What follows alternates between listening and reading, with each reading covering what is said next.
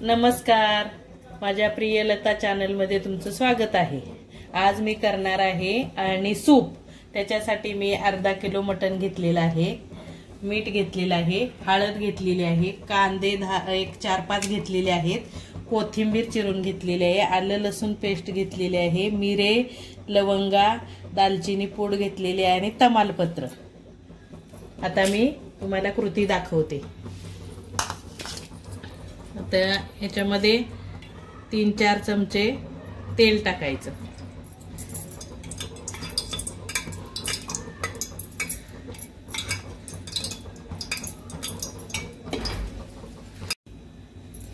तेल तापून झालं की हे कांदे चिरलेले त्याच्यात टाकायचे। मस्त भरपूर कांदा घ्यायचा, मोठे मोठे चिरून घ्यायचे कांदे आणि चांगला लाल होईपर्यंत तो भाजायचा। लाल कांदा होईपर्यंत भाजायचा। कांदा भरपूर असला की मग सूप चांगलं गोड होतं आणि हे सूप मुलांच्यासाठी खूप छान आणि पौष्टिक आहे, म्हाताऱ्या माणसांसाठी पौष्टिक आहे, हाडं बळकट होतात त्यांनी, आणि मुलं तिखट खात नाही ना, मग त्यांच्यासाठी हे अळणी करायचं पाणी, हे अळणी सूप। तर तेलात आपण हे तमालपत्र, मिरे, लवंगा आणि दालचिनी पूड आणि ही आलं लसूण पेस्ट टाकायची आणि ती चांगली भाजून घ्यायची। आता जरा कांदा लाल होत आला की हळद टाकायची, ते 2 चमचे हळद टाकायची। जरा हळद भरपूर टाकायची, मिठाचं हे करायचं म्हणलं की हळद पाहिजे भरपूर। हे बघा मस्त पिवळं झाले।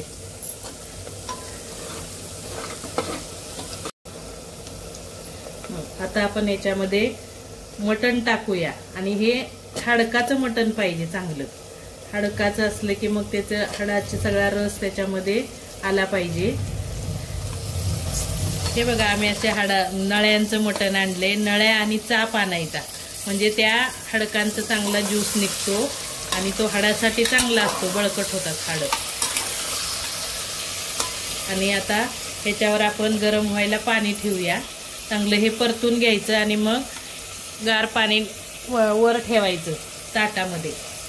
याच्यात थोडंसं मी मीठ टाकते, चवीनुसार मीठ, चवीनुसार असं मीठ टाकायचं आणि हे मीठ चांगलं असं परतून घ्यायचं म्हणजे मग चांगलं पाणी सुटतं त्याला मिठामुळं।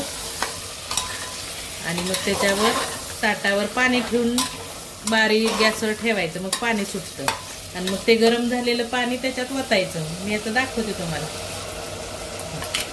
असं हे परतून घ्यायचं आणि मग त्याच्यावर थोडीशी कोथिंबीर टाकायची।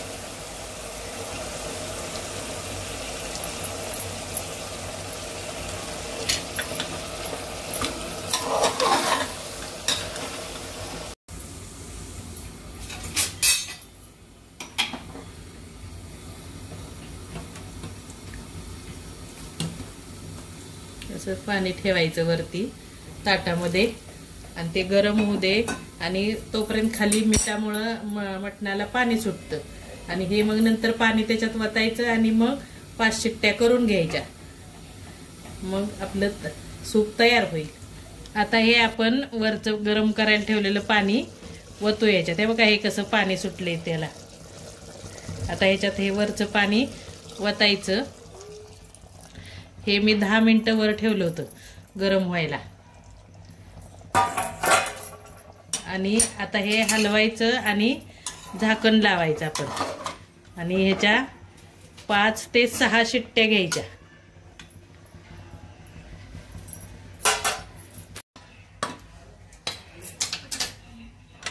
आता हे सूप आपलं तयार झालेलं आहे।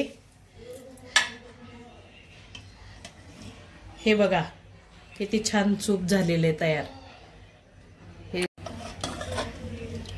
हे बघा आता आपले हे सूप तयार झालेलं आहे, छान रंग पण त्याला छान आलेला आहे।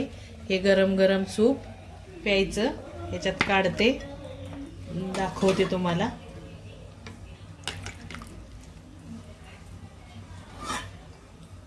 कलर पण छान आलेला आहे। हे तयार आहे बघा आपलं सूप।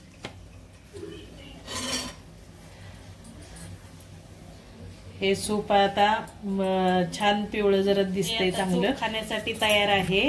हे तुम्ही आता खाऊन बघा, करून बघा आणि माझ्या चॅनलला सबस्क्राइब करा, लाईक करा। थँक्यू।